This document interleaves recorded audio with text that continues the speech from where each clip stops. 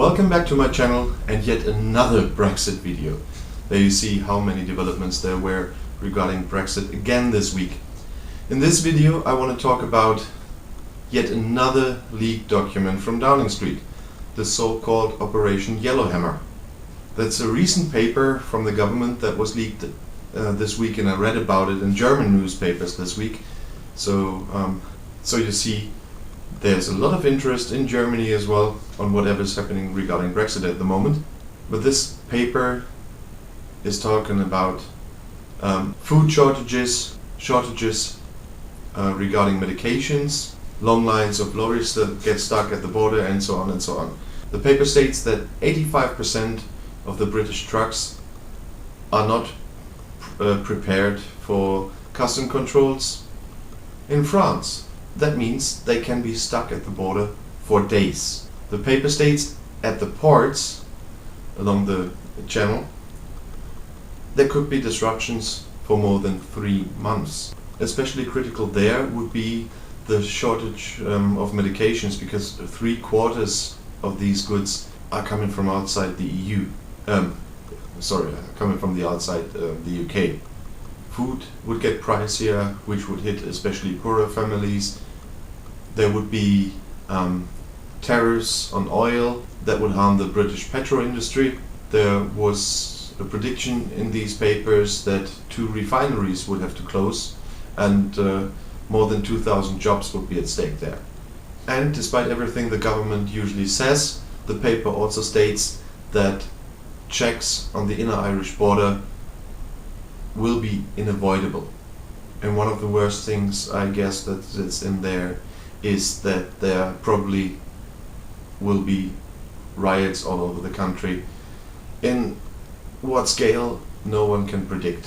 A high-ranking official said that these are not some variations of mind games they're playing at the moment to try to predict the outcome of every possible outcome there is, but this is really part of the preparation in Operation Yellowhammer for the preparations on a no-deal Brexit.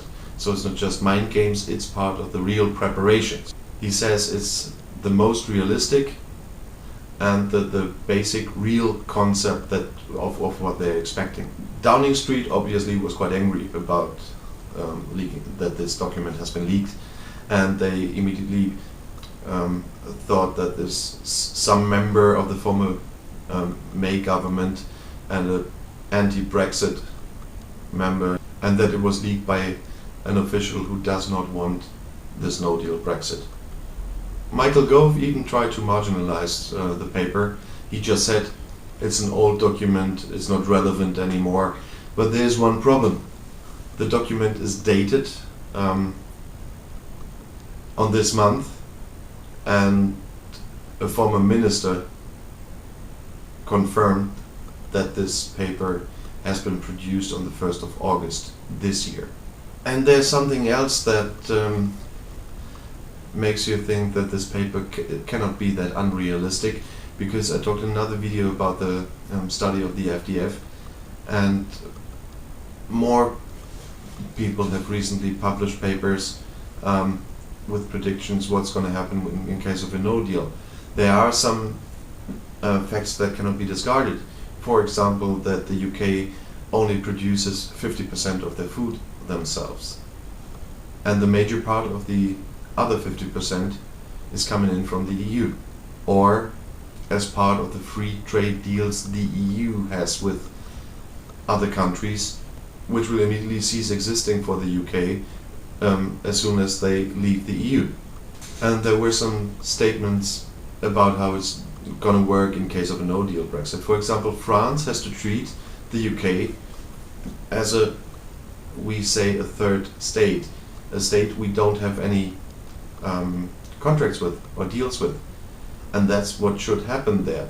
Which means, you probably know that today UK officials, especially of course because of refugees and stuff, are checking their trucks themselves or the other way around, and this won't happen anymore. Every British truck that arrives at the French border will have to be checked by French customs and thoroughly be checked, because there are no deals anymore. And as we all know, nowadays there's not a lot of storage capacities. Everybody, let's say in the most parts of business, they're working with just-in-time logistics. So no one is storing tons of products for months or something. And this could really become a big problem. And this is all part of this paper or studies that have recently been published, which agree with this paper that was leaked. And so I don't understand why the government is not working with open cards. I know they do want a no-deal Brexit, but once again, if they want it, they just should state it, and they just should go on with it. It cannot be in the interest of the EU anymore to hope for any other outcome, like a people's vote or a general election. They obviously will not block anything that happens in this area, but from my point of view and what I hear from all the media is that the EU would be quite happy if it's over. Don't forget, the EU is completely prepared for no-deal Brexit. Of course, in the EU there would be harm as well for some parts of the economy, but this uncertainty that we have now is probably much more damaging than anything that would come with a no-deal Brexit. But as I stated in another video, Boris Johnson is going to see some of the EU leaders very soon, and there will be the G7 summit, so we will have to wait on the developments there. But you know my opinion already. I guess we will see a no-deal Brexit on the 31st of October, and I don't see Jeremy Corbyn becoming caretaker prime minister.